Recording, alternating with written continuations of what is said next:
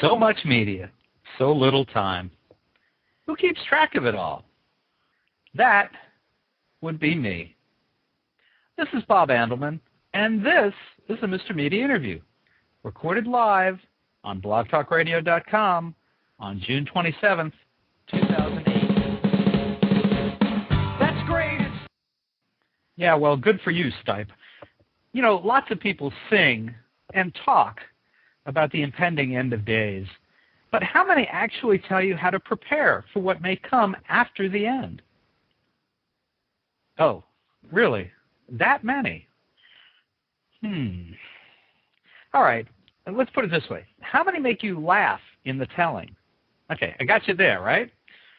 In his new book, Apocalypse How, Rob Kutner dishes out handy tips on everything from foraging for food to fooling around with mutants in a post-now world. I'm not quite sure yet how Kutner comes by his encyclopedic post-apocalyptic knowledge, but the humor he comes by honestly. He's a 4-time Emmy-award winning staff writer for Comedy Central's The Daily Show with Jon Stewart and a contributor to Stewart's book, America, the Book. Rob, welcome to Mr. Media. Great to be here. Delighted to have you. Let's just jump right in. It's the last day pre-apocalypse. What's on your list of things to do today? Oh, boy. You have to make it, you have to decide if you're going to stay or go, and then you have to make a to-hoard list. It's very important. I would have, of course, multiple copies of the book because it's entirely fireproof and radioactivity proof. You know, if that's not a selling point enough. If ideally you want to put copies of it all over your entire body. You know, I'm just saying that. Just saying to be prepared. I think the most important thing you want to do, though, is no matter which apocalyptic scenario happens, and in my book I outline the 9 most likely ones, you're probably going to have to be running from something. So I think a good idea is to start stretching now. You know, working those hamstrings, maybe the glutes a little bit. You don't want to be doing a warm-up period, you know, when the earth is already heavily warmed up. Okay, so you got me there because you really have thought this out. That's good. So don't tell my publisher that because they thought it all came out of my rear region, which, you know, some of it did. Well, what do you think that you can skip doing on your last day pre-disaster, PD? Well, that's a good thing. That's one of the good things I think about the whole enterprise, not just before but during and after. There's a lot of stuff that, you know, could fall by the wayside. You know, you probably don't have to update your Facebook profile for one thing. You know, it could just be like, you know, is on the run. You know, you probably don't have to keep up with that. You don't have to write any thank you notes, you know, outstanding things for gifts or parties or anything like that. And you can probably clear most of the appointments in your PDA of choice. How do you deal with debt? Do you just you let the debt go? You don't have to worry about the debt anymore? Yeah, and I think actually, I have a chapter on shelter called Relocation, where I encourage people to build their dream refuge now. And to, you know, despite all the mortgage crisis talk we've heard, the apocalypse is coming. That's really the best time to get a really heavy interest rate mortgage, 7 year or 30 years, because, you know, who knows where the banks are going to be standing in 7 years. So get that 45% interest rate and get the house you want. Now you mentioned a minute ago about you know, you're probably going to have to be on the run that day. What do you suppose might be chasing us? Are we talking Planet of the Apes simians? Are we talking WALL-E? Are we talking robots? What do you think? Yes, WALL-E's going to kill us with adorability, I think, and sort of throw merchandise at us. I have a chapter on fitness in which I outline actually a couple of very specific running scenarios, including the 4 horsemen of the apocalypse, always a good candidate. It could be apes, and simian takeover is discussed. It could be robots. It could be cybernetically enhanced robotic bees unleashed by a mad supervillain. Any number of those scenarios are possible. So, and the likelihood is that they're going to probably come after one of your very delectable listeners first, I think.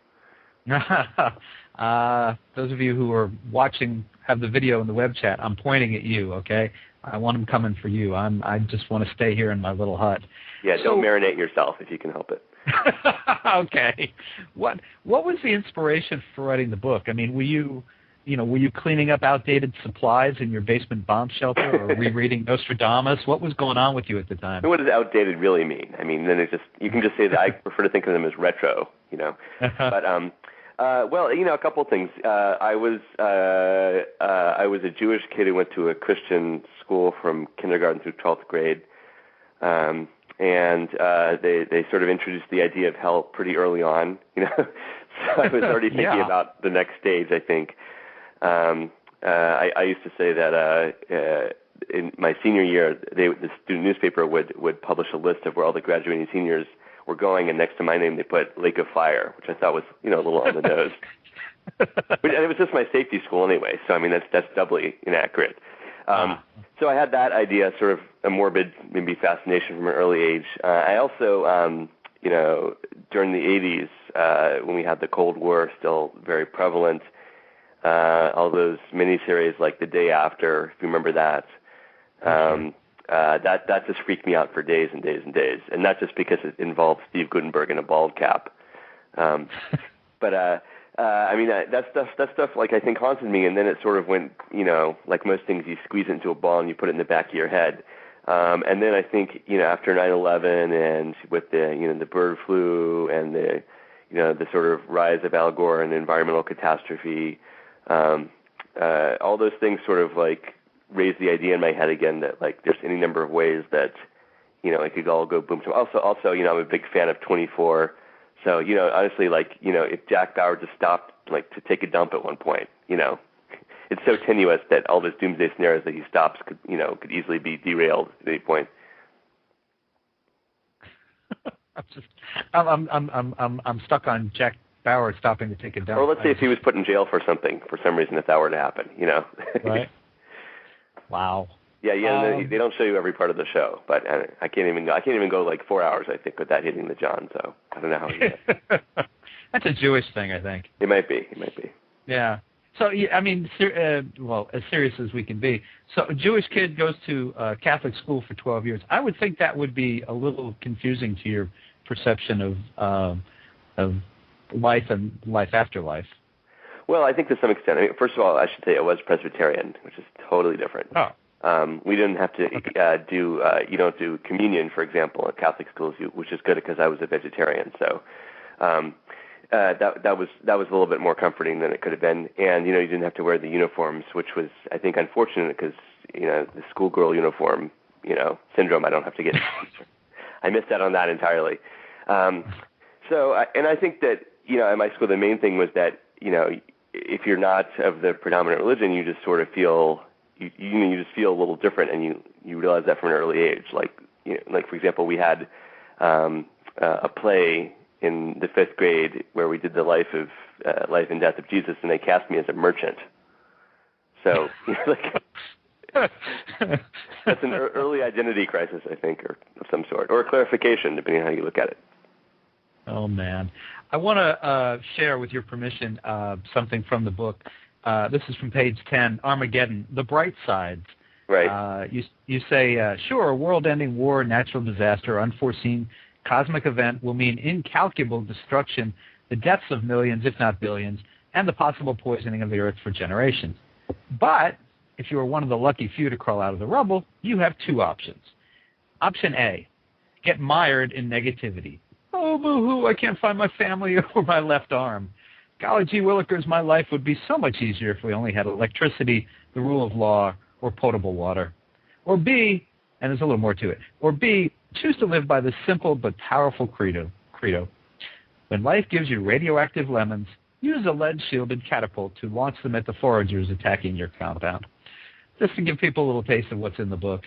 I wondered if we could go through your topics. I want to say that there are 3, 4, 5, 6, 7, 8, basically 8 chapters, I think, that you deal with. By the way, that was a very good reading. If I do the book on tape version, you're definitely on the short list. Excellent. Hey, I got one job to look forward to in the post-apocalyptic world. You got that to fall back on.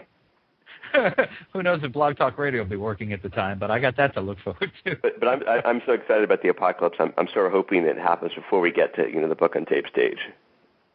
Oh well, yeah, but that's true because the books on tape won't do us any good if there's no power. That's right, exactly. You have to have someone like turning it with a pencil and putting a fingernail on it or something. Or the hamster electrical system. I actually hope it happens if it happens right after Christmas, so that you have the maximum gift buying season. And gift receiving. Right, so of course. Yeah. Well, I would say it's better to buy than receive.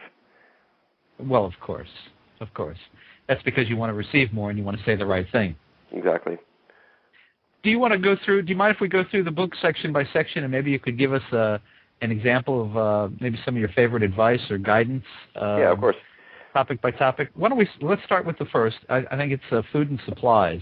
What do we need to know about food and supplies in the post-apocalyptic world? All right. Well, food supplies is, obviously we're going to have to be more creative about our approach to what we deem edible or delicious. So I have a number of ways to do that.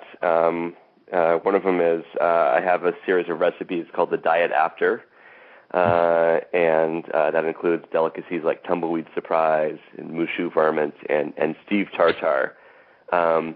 And I just want to say, one of the things I try to encourage people about is to rethink, our ideas about cannibalism. I find cannibalism extremely flattering. And honestly, who's always been against cannibalism? It's been people. So, that's you want to talk about conflict of interest. And I think also it's the good thing that people don't know this is that other people don't have a lot of trans fat. So I think that's kind of encouraging. I think if you've been watching your weight right now, if you don't have as much food, all the temptations we have now that people always say that they're going to lose weight after New Year's, we can keep those resolutions now, I think. So that's in the food chapter. I also have, as I was saying before, I have a two-horde list sponsored by Costco, which has quite a few details, but you need some basics, basically like cutting implements, repairing implements, cutting anyone who tries to take your cutting or repairing implements. So I basically have a pretty thorough list. And go ahead. Well, should we clarify, and because of sometimes the sound quality doing this, that was the T-O horde list, H-O-A-R-D-E, yes. Not the two whores list. I think that comes later in the book. Yes, that's right. Yes, okay. You have to wait for the whores, I think. I want to reward the reader, I think, for that much. Well, I think the whores always find you, don't they? They do, I think. Yeah, okay. All right, so go ahead. The good thing is that you can, they'll be more amenable to bartering, I think, which is good. I can only hope. Right. Was there something else on food and supplies you wanted to mention, or shall we move on? Let's move on. All right. I think it's a good philosophy to think about the apocalypse, and that you got to keep moving. Well, exactly. And then when that fits into the second section, which is right. The realtor's dream: relocation. Right. So in this chapter, again, I view the apocalypse as an opportunity to change things up a little bit. I have some recommendations on the top apocalyptic hotspots brought to you by Hasty Travel and Leisure magazine, including Antarctica, next to the Great Wall of China, where I think you'd be very safe, at least if you're on the right side of it. Top of K2, Atlantis. We also, for the kids, we also enjoy they may not always enjoy the trip. If you were taking your kids on a road trip, it's bad enough when conditions are safe, but after the apocalypse, so I include some what I call remains of the road trip games, which are basically like variations on I Spy and license plates and former state capitals, things like that. Also, some newly created roadside attractions you're going to want to look out for, like world's biggest ball of plutonium, Mount Rush even more, which is Mount Rushmore with mutated heads. That's all to look forward to. And then the other thing that I look at in that chapter is once you've resettled, or at least temporarily resettled, is you're going to really want to make, your place of refuge a home. So I have a lot of home decorating tips, an very extreme makeover, I think you could call it. For either your cave or your fallout shelter or your bunker, where I go into color schemes, furniture, and basically like how you want to lay out your final dream house. Rob, are you old enough to have read the National Lampoon? What is it, when it was in its heyday, or have you seen it? You know. Well, I mean, I was probably a little young when it was sort of in its heyday, but you know, working in a comedy show, that stuff gets passed around, and you know, it's definitely immortal. So I don't know what you're alluding to, but I've seen some of the movies. Yeah, the reason I ask is that the thing the thing I like about the book, which I'm holding up for the video again, the thing I really liked is that you take a concept and play it out in a way that the Lampoon in its best days would do something like that. They might do the magazine parody like you did with Travel and Leisure, or they might do you know, other aspects of it. And then, you know, sometimes they do a whole issue that'd be devoted to a subject, but they could never carry it off for a whole issue. That was always the thing. It's kind of like Saturday Night Live. You know, you watch the first 30 minutes, and then after Weekend Update, you know, they're pretty much exhausted. The first 30 minutes here is just one sketch, actually. So. Well, yeah, okay. But I mean, you actually carry off the concept for the entire length of the book. Well, thank you. That's very flattering. I like to think of this as sort of a National Lampoon work without breasts. Well, you know, which may or may not be a selling point for you, but. Yeah, that would be a complaint. You know, I was really hoping to see some breasts in here, but I'll just go back to the internet when we're done with our conversation. There you go. Well, yeah. Listen, if you've got man breasts, then I think, you know, everything you need is at hand. Oh, I hope not. Let's take a shot at clothing. What do we need to know about clothing? Well, the great thing about clothing is I like to think of whatever happens to our civilization, the remains of it will be sort of the ultimate secondhand store. And one particular example of that is you may be familiar with the rapture, which I actually did not learn about in high school, but subsequently. The rapture is a belief held by a few sects of Christianity, not all of them, that the way that the end times will play out is that Jesus will come back and he will lift up all the bodies of the believers, which I guess are the members of the certain sects of Christianity, and their bodies will be brought up to heaven so they can sort of watch the final kind of pay-per-view boxing match between Jesus and the Antichrist. It's kind of the ultimate skybox, honestly. But for the rest of us, the sinners, as I said, they're going to be brought up just their bodies. That means their clothes are going to be left behind, and that's actually true in the lore of the rapture, is that you're brought up naked and your clothes are left behind. And so that is an amazing shopping opportunity, I think, for the rest of us.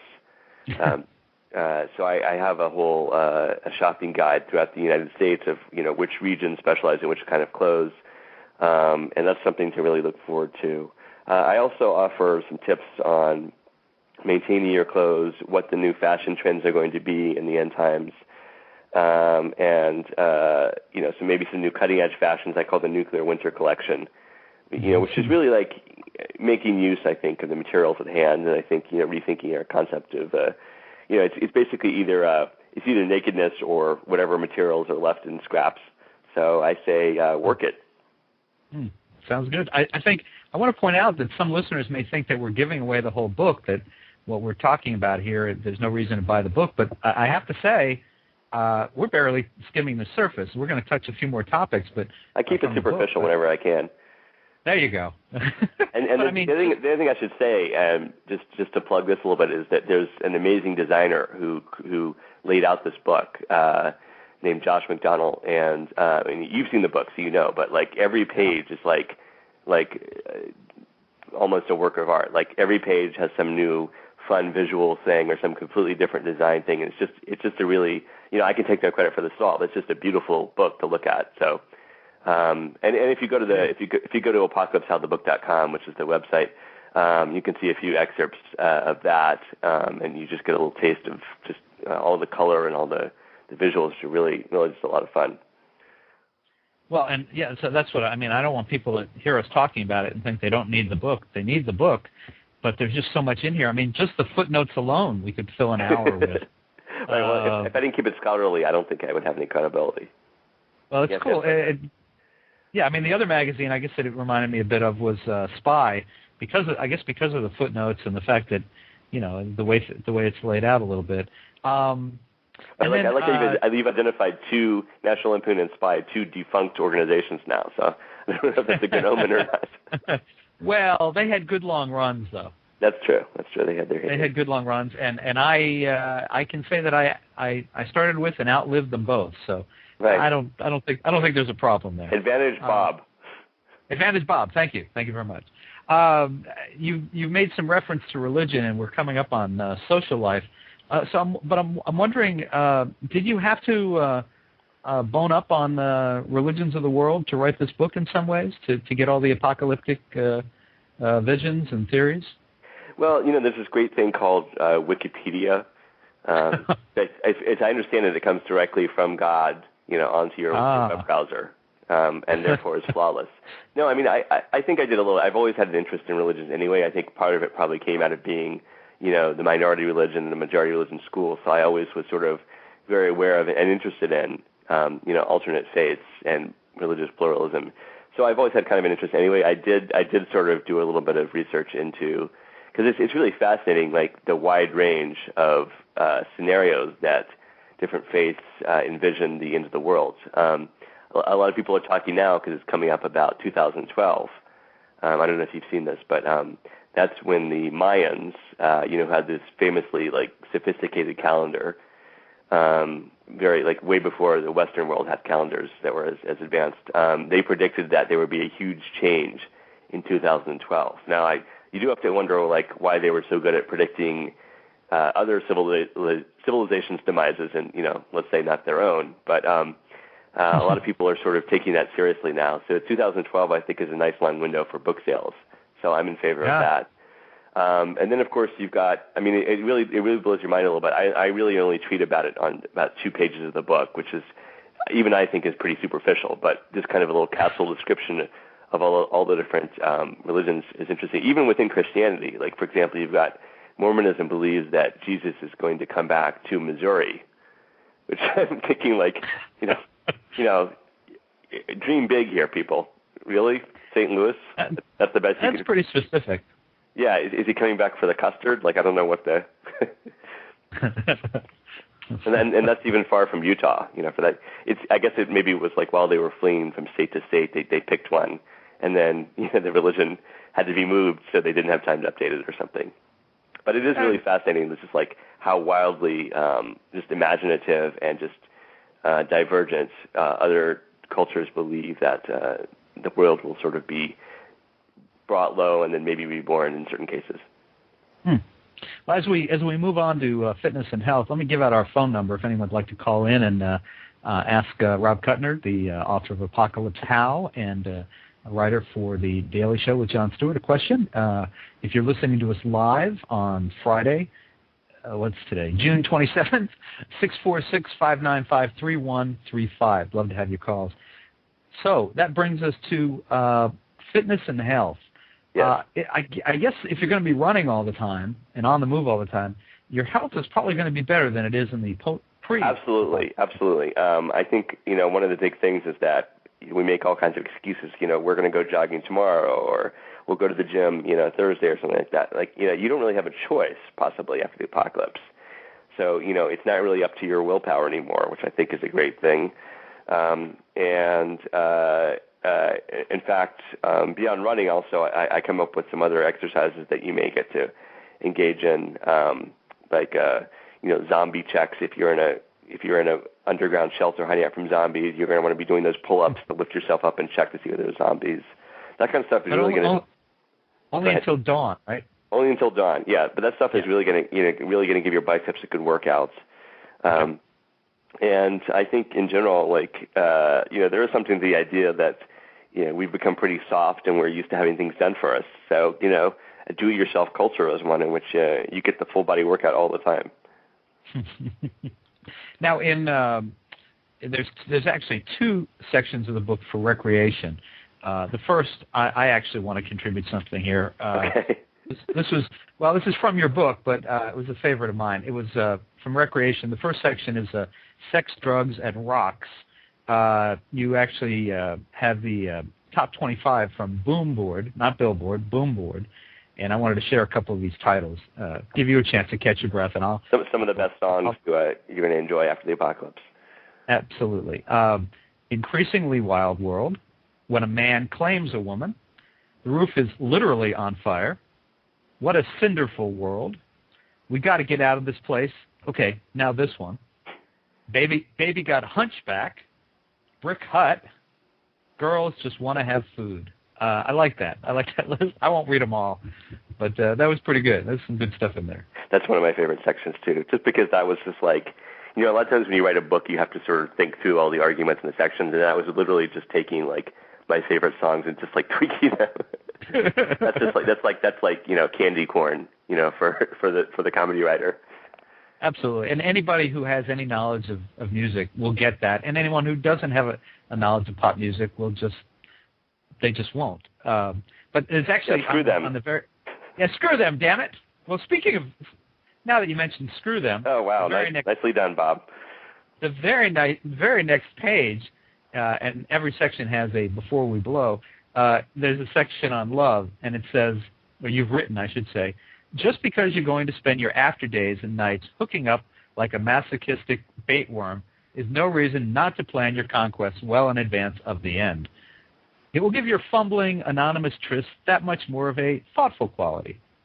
Specifically, run through that old mental game, marry, screw, or kill, as in which would I rather do to, with, atop this person, with every one of the genders you prefer, but simply expand the list to also include soon-to-be more relevant categories. Kidnap, buy, worship, barter away, use as human sandbag during flood. It's a fun book. Fun book, Rob. Thanks. And the thing, what I also like in that chapter to tag back a little bit is I have a whole section that I particularly enjoyed writing that's on marriage and wedding rituals after the apocalypse, which I call planning for the big day. Well, the other one anyway.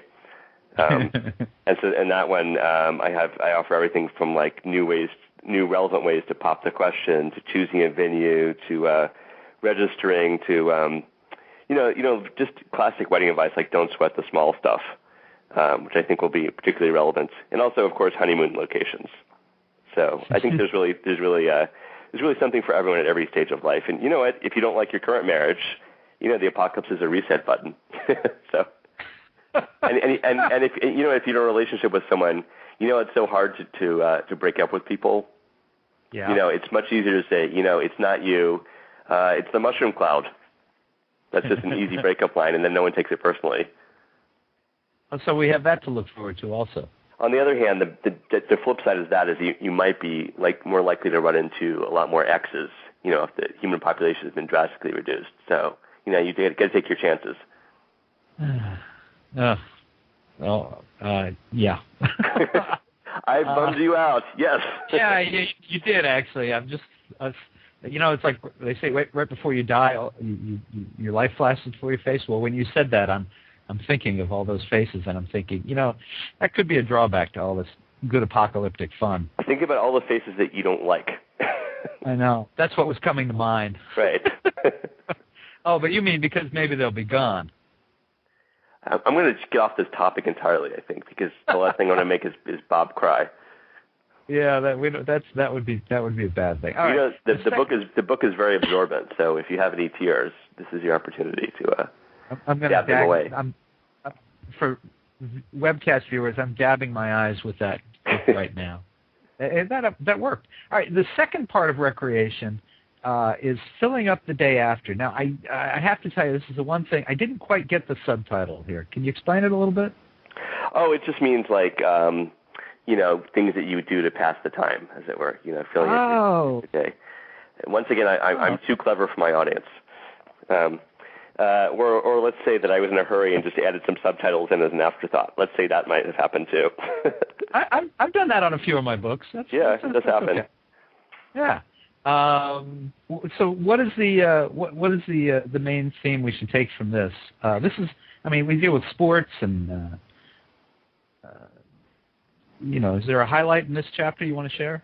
This is, this is, as you were suggesting, this is kind of the lighter stuff of like new variations on sports. I have a very comprehensive chart on how 9 different sports will change under every scenario. I have a board game which you can actually play, which is a 2-page spread called Armageddonopoly, which is basically an apocalyptic version of Monopoly. And also some variations in classic card games, how sports mascots will change, and I think the sort of probably as well as some tips on like entertaining guests, having parties, and what the etiquette is for that. And I think probably one of my favorite things in that is early in the chapter. I just call it 10 things to do before the rest of humanity dies. But this is just all those things you've been meaning to get around to doing, which will just be much easier now. Learn a foreign language. People are not going to quibble over your grammar, whether you use tu or vu correctly when vu are the ones sitting on the petrol reserve. It's much more welcoming language. You can finally have that organic garden. You really won't have a choice. Take a class, volunteer, finally write that novel. So this is a chance to no more excuses. Live the life you want to live if you manage to be lucky enough to live. Now, the last chapter of the main part of the book is career, wealth, and power, and you started off this way. Strange as it may sound, Strange as it may sound, you're fired. I am. I know. My God, there will be those for whom the permanent weekend will eventually get old. The go-getters, the entrepreneurs, those whom we call Type A personalities, but in the soon-to-be-reduced human population will simply be known as personalities. In fact, if you're reading this book in pre-apocalyptic times, that shows you have foresight and plan ahead, so you just might be one of them. Man, do we hate people like you. But if the big day, or days, has already happened, and you found this in the rubble, stolen it, or bartered, murdered for it, congratulations. You just survived the largest downsizing in human history. I'm sorry I'm stealing your words, but it's... No, you're honoring them, really. So that's basically the chapter is career, wealth, and power. So that leads right into a section on the best job market. It's basically the post-apocalyptic life will be the best job market ever. All kinds of vacancies, job stability, be your own boss. You may not have a choice in certain cases. Very easy interviews. You won't have people asking you anymore, yes, but how well do you know Excel? You'll never hear the phrase mandatory urine test again, I don't think. So I include an apocalyptic aptitude test. There's also the fastest growing catastrophic career sectors, new jobs you might want to consider. And then I also get into wealth and finance.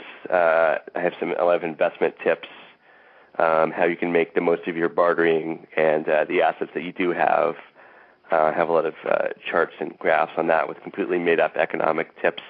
And then finally I get into power or politics. Basically, as with all these other things, the apocalypse allows us we're always complaining about our political system. People are very attracted to Barack Obama talking about change we can believe in. Well, talk about a chance to change things up. I think this is definitely not politics as usual, I think. So I explore a couple of alternative political models that could come into place. Like instead of democracy, femocracy, ruled by women, or alphabetical order, if we just have the most powerful be those who are earliest in the alphabet. It's just easier to keep track in that way. And then finally we wind up with the seven habits of highly effective petty tyrants. Just in case you get that opportunity too. Right. So it's really, I think it's really a self-help or a self-non-harm book, if you want to look at it that way. Now, has anybody objected to your making fun of the end of life as we know it? No, that's the thing. It's actually been kind of a disappointment. I was really hoping that maybe one of the Christian groups or so on would catch wind of this, that, James Dobson would have a party and burn a bunch of these, because I think that would, I could really pull a Salman Rushdie move, I think, with that. Which I guess I don't mean going to hiding necessarily. Maybe I could be married to Lakshmi Pachmi. That would be nice too. But I think that I would welcome the controversy, and I've been a little disappointed that I haven't gotten hate mail. I actually had a cousin who offered to alert all the evangelical groups about this to put me on their radar, because I think boycott could really be a great PR move. Oh yeah. Plus, I'd have to buy all the copies of the books in order to burn. Yeah. For Tinder, right? You can't keep the fire going unless you keep buying paper, and it's in paperback, so it's already convenient. Yeah, and royalties work the way royalties work. You get paid no matter what they buy the book to do with it. That's right. Yeah. And that also reduces the chance that people are going to resell them used on Amazon or something like that, you know. Now, any of your coworkers at the show think that you're a little more oddly obsessed than they are about their... I think perhaps, I kind of did this sort of as a side project from the show, so I didn't really, I didn't necessarily, do it at work. I'm saying that in case my bosses are listening, by the way. I didn't do it at work, but so I kind of, basically told everyone one day, hey, guess what, I've got this book coming out, and that sort of took everyone by surprise, and then I think when people saw what it was, they were like, you're even weirder than I thought. Did they have any tip-offs that this was a major topic for you before the book came out?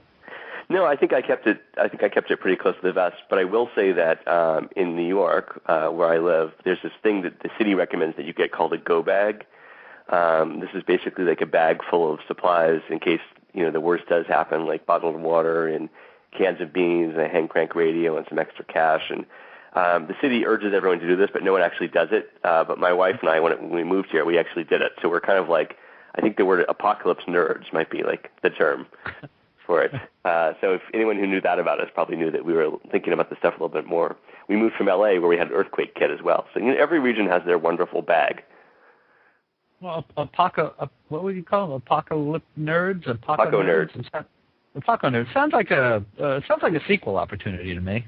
It does actually. I'm going to do a whole chicken soup series, I think, Apocalypse How for the golfer, for the teenager, for the teenage golfer, something for everyone really. I'm going to tailor my message. I think that's a good idea. I think you should go get started on that as soon as we're done, actually. I've already started. Oh, well, then you're not wasting any time, which is probably a smart move with what you're expecting. And listen, while it's still on the air, we should probably talk about your daily job, your day job at The Daily Show. Right. Can you, first of all, tell us a little bit about what you work on there? I don't know how I know there's a big writing staff. I don't know how things are split up, but can you explain a little bit about what you do there? Just in the day-to-day breakdown? Yeah. Well, we have a staff of about 12 writers total, including the executives and the staff writers, which is pretty typical for a comedy show, especially a 4-day-a-week show. We all come in the morning. We have a morning meeting. We watch video packages of news. We subscribe to a wire service, and we just get the best news packages. We decide which ones have the best footage, which are the best stories, which are the most relevant, and which we have, we come up with some kind of comic angle on it. And then I think it's not different from a regular news outfit to some extent. We basically get assignments and deadlines. We have things edited. We have rewrites. And it's sort of an ongoing merry-go-round of assignments. I don't know, from one day to the next, I don't know what I'm going to be doing necessarily. One day I might just be individually writing the headline, which is, if you've seen the show, it's just the opening section where it's John at the desk reporting on the top news. Right. It's been, or it might be what we call the chat, which is the sort of dialogues with the correspondents who are either in the field or, let's say, in front of a green screen, or at the desk, kind of exploring a topic in a little bit more depth with some kind of angle. Some days you'll be writing that with a partner, and then you'll go back and forth with John and get a couple of rewrite notes on that. Sometimes you'll be completely rewritten.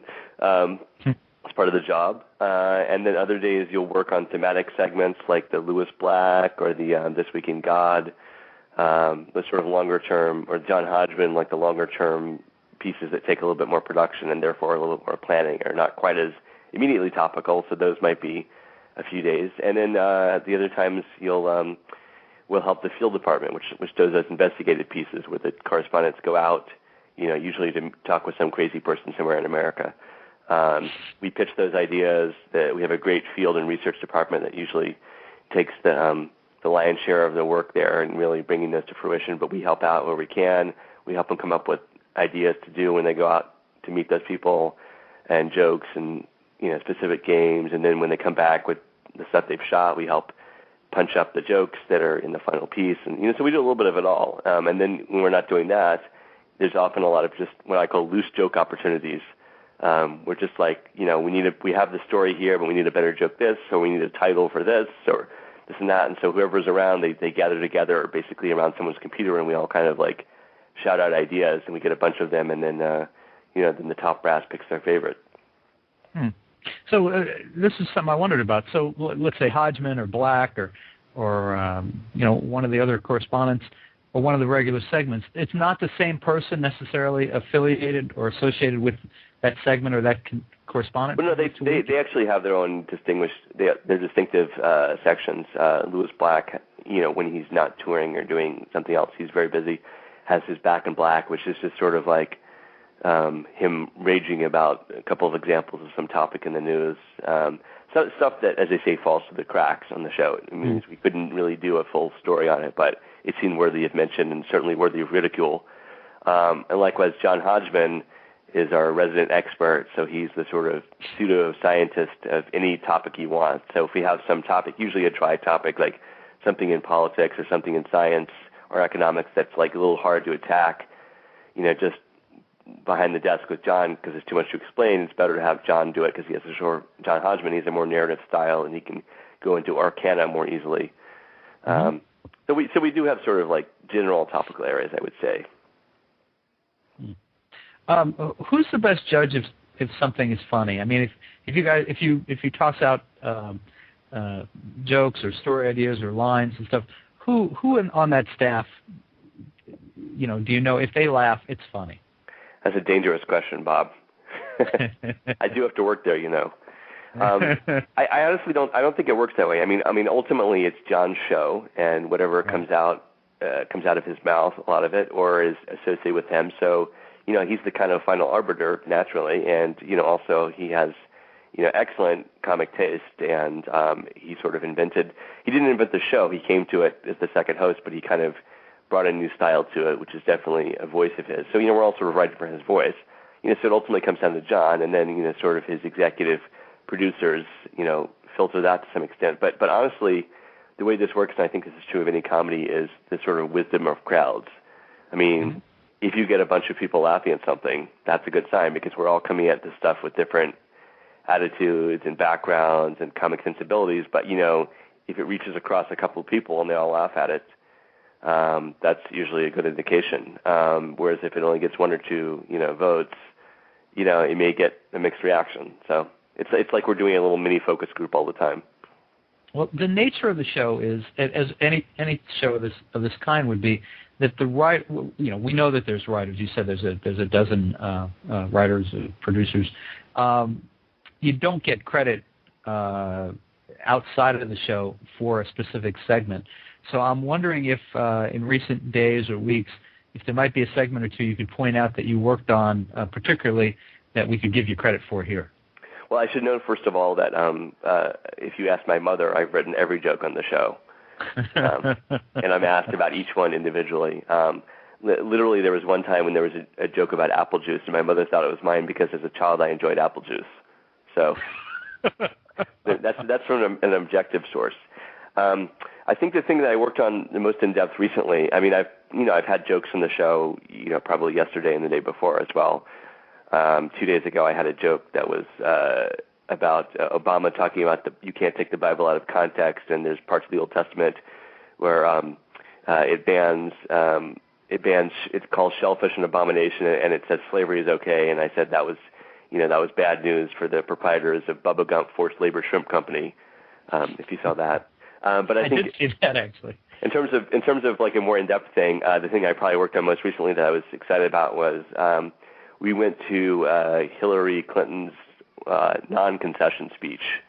If you remember, a few days before she actually did concede, we sent Asif Manvi out to that big rally. I think it was on a Tuesday in New York, where everyone was like watching with bated breath. Is she going to concede tonight? What is she going to say? She's going to keep fighting. What's she going to say? It was very dramatic, and we didn't know what was going to happen. So sometimes they send a writer out in the field. So I went with a producer, and I went with Asif and some crew, and we were just kind of like preparing for all different contingencies. We had to sort of have a multiple choice, choose your own adventure mentality. Like if she says this, we got to do this. And but while I was there, we were there for like 4 or 5 hours, and I was helping them come up with jokes and things for Asif to say and little bits that, a lot of them ended up in the final piece. And it was kind of really nice that we had that immediacy, that we had a reporter, at that sort of historic moment and we got to have our funny take on it, on the show the next day. That was really cool. That was like us pretending that we were a real news organization for a second. Indecision, 2008. Right. It seems like this past year that there's been more turnover on the show. Maybe because of the strike. Is that my sense, or is that reality? I don't think it's as much turnover. Like, we don't have as many people leaving, but we've had some new faces. I think you're referring to the correspondents, probably. Yeah. Yeah. They've been really trying to like mix it up more, and just bring in like a diversity of new faces. Like we've had Kristen Shaw on to do some kind of very quirky, strange, funny, quasi-feminist approach to a couple of issues. We just brought in a new reporter, correspondent, who's also a writer on the show, Wyatt Cenac, he's this young African-American guy. We had Larry Wilmore sort of reporting on some more specifically black topics, but Larry Wilmore is like an incredibly successful writer in Hollywood, so we only get him when we can. Wyatt we have on our staff, so he can kind of just jump in with everyone else. And then I'm trying to think who else we've had. Well, just, I think the mix now is that we have a bunch of different people that we go to at different times, like basically when they're available and they don't have anything better to do. We'll get Dimitri Martin when we can get him. We'll get John Hodgman when we can get him. We'll get Larry when we can get him. And Lewis, it's just sort of catch can. But I think the pool of talent that, is sort of part of our orbit now is just greater now. And that's just very nice because we can do a lot more things that way. All right, and which staff is funnier, the writing staff for The Daily Show or the writing staff for The Colbert Report? Oh, come on, Bob. You're trying to trap me here. First, I have to say who's the only funny guy on staff, and then I have to say which show is better. You were really trying to get me fired. It's really different. I mean, they're just really apples and oranges show because, Colbert is just like, it's all a character and an attitude that resonates with our political discourse right now, the sort of pundit, they know it all pundit, and it's just a different type of humor, I think. And we did have a little crossover. We had a writer named Eric Drysdale who wrote for our show for many years and then went over to Colbert. If you watch the Colbert Report, he was the guy who was the stage manager with the big glasses named Bobby. A short guy. He would come on sometimes, and then eventually Stephen ate him, I think, and his own tribute to cannibalism, which I was on, which actually aired, I think, the week that my book came out, and like all the Colbert fans who have all these great websites like No Fact Zone and Colbert Nation were all like wondering if there's some kind of weird coincidence between that. Like, no, I turned the book in a year ago. I don't think so. So we had that crossover, and we have basically the same production company running both shows. We had the same executive producer overseeing them for a while. So they're definitely from the same DNA, but I mean, I just think they're so different that, I mean, the only thing is that I guess we have to like coordinate to make sure we're not covering the same story in the same way sometimes. That's basically a phone call in the morning. But other than that, they go off and they do their own thing, and I think there's room for all of that. How were you affected by the strike? And how did you feel about the show picking up without the writers back at one point? Well, I think the second question is a little dicey. I think it's a very hard dilemma for people in Jon and the executive's positions because you've got Jon supported the writers in our cause on air, but at the same time you've got a staff of 60 or 70 people who are out of work through no cause of their own. So it's a tough call, and like all the late night hosts had to take their own approach to it. As you saw, they all had a different response to it. As far as me personally, it was a really interesting time because it was kind of like, it was a little bit apocalyptic in the sense, in the good sense of the word, in that it kind of changed all the rules, and it kind of just like all the old institutions and stuff were not in place. So for me, to sound completely crass, it was pretty good for networking. Yeah. You could sort of talk to anyone because we were all kind of in the same trench.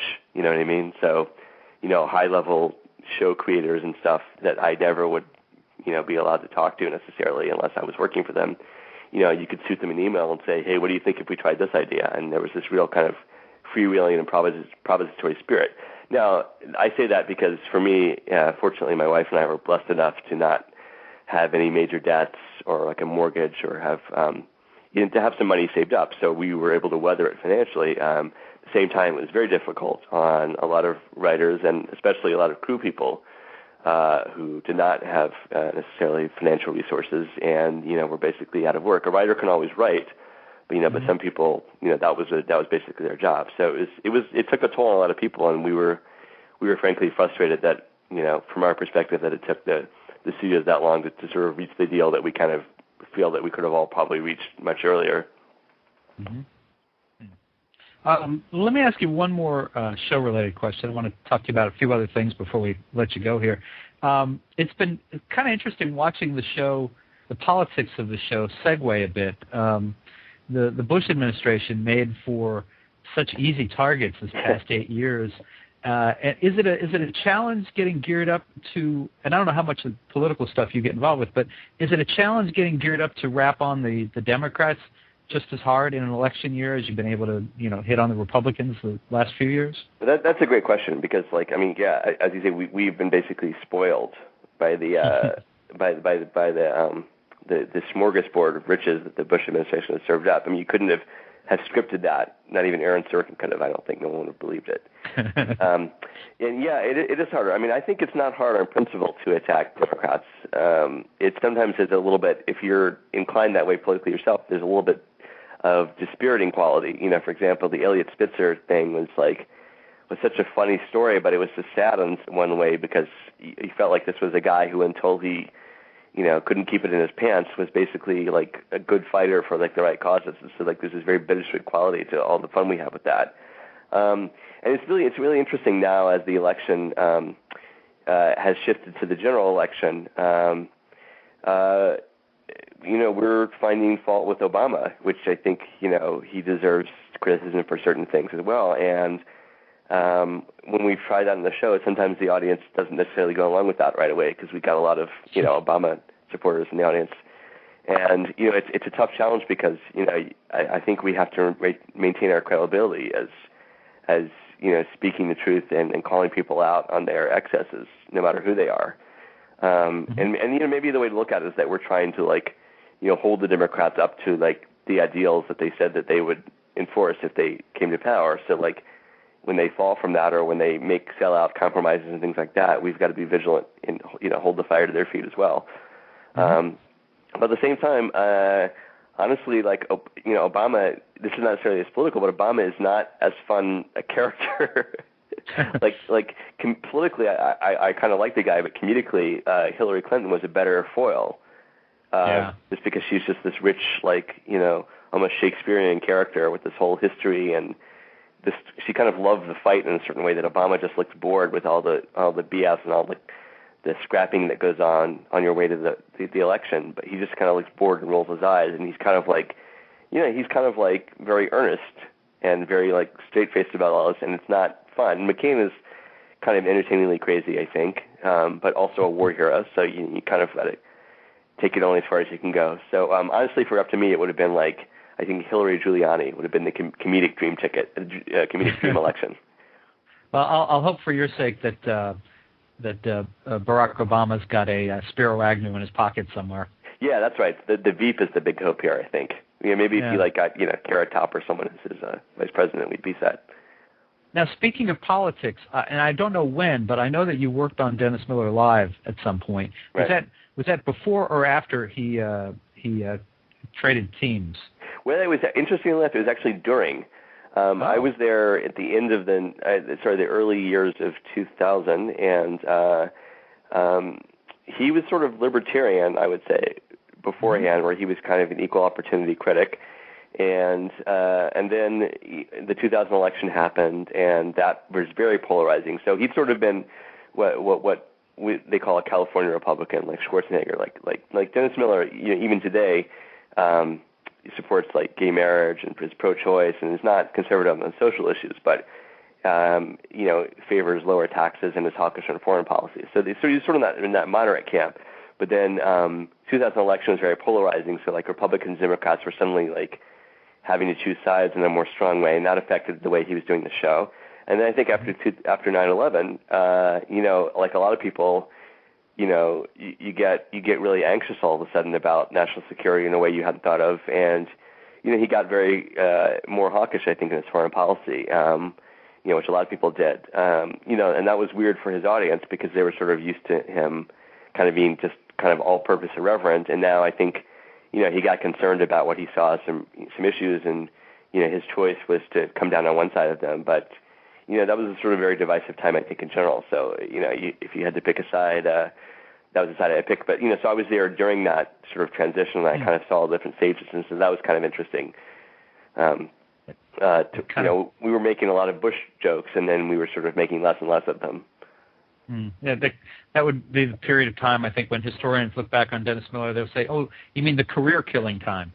Well, yeah, I mean, like that was a tough call. I mean, you have to sort of hand it to him for just sticking to what he believes, whether you agree with it or not, because obviously it was not the popular choice to go in that direction. But his shtick has always been he calls it like he sees it, and if that's the way he honestly feels, you can't really fake political comedy. It's got to come from what your real gut instinct is. If you try to fake it, it doesn't work. Right. But I think he just lost a lot of people when what he believed changed so dramatically, seemingly overnight. But I was just curious. Yeah. You've got people want to check out your personal website, www.robkutner, Kutner. You've got a couple of fun videos on there. You've got your Juno parody, Jewno. Right. Where did that come from? That was pretty fun. That was I do this show in New York every year, like a live stage show for the Jewish holiday of Purim, and we always do a promotional video to kind of raise interest in that. And that was my wife, who's a comedy writer as well, and I just had this idea. That was when Juno was Juno was like the big hot movie, and I think right around the time she won the Oscar for screenplay. And it was literally like one of those things where like the pun presented itself first, and then you couldn't go back from that.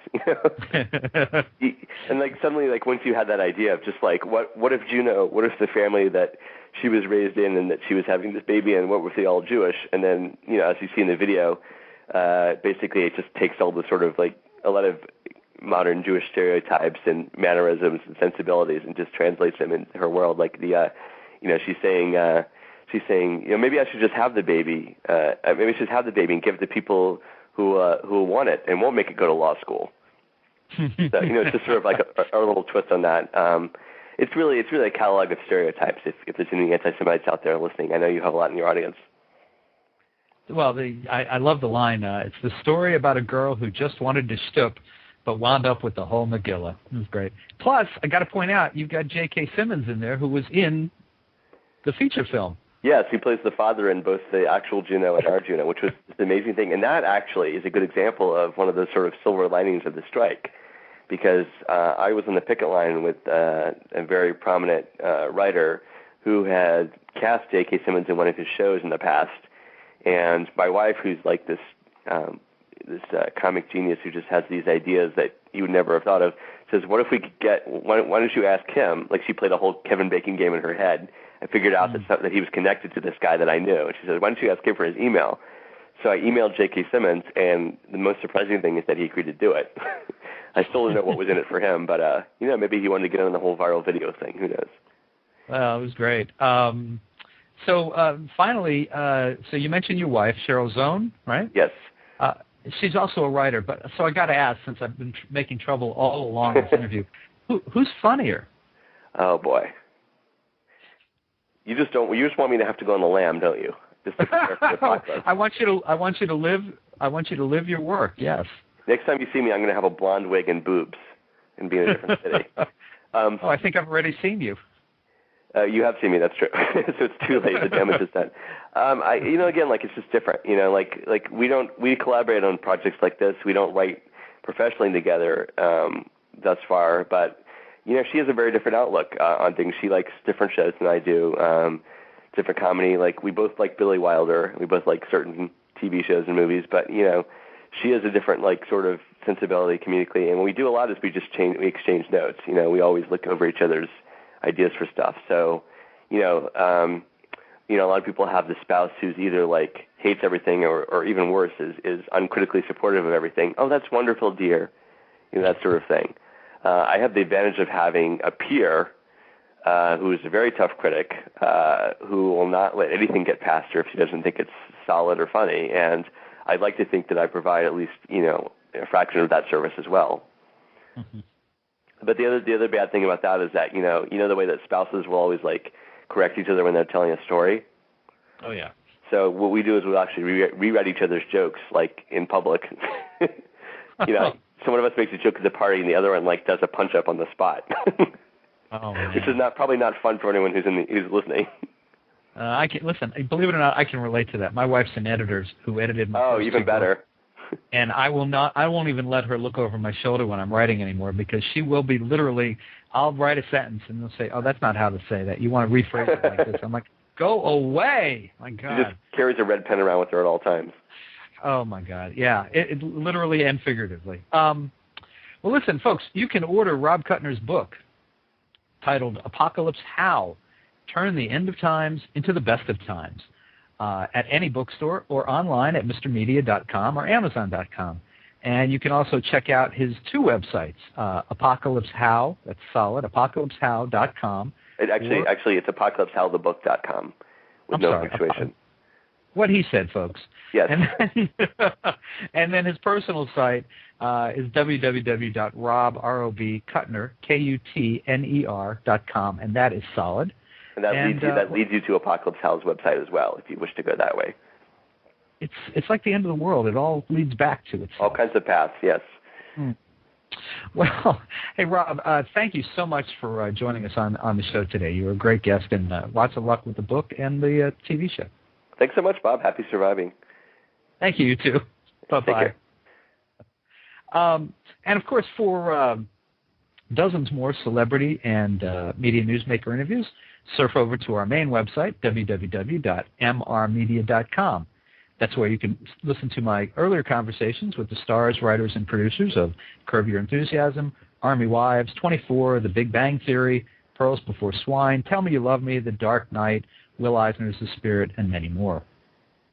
And please think about writing an online review of Mr. Media, casting a vote for it, or marking Mr. Media as one of your favorites, whether you listen on Blog Talk Radio, Digital Journal, Blueberry, Zencast, Odeo, or iTunes. Finally, folks, thanks so much for taking time out of your day to listen to Mr. Media and support the show.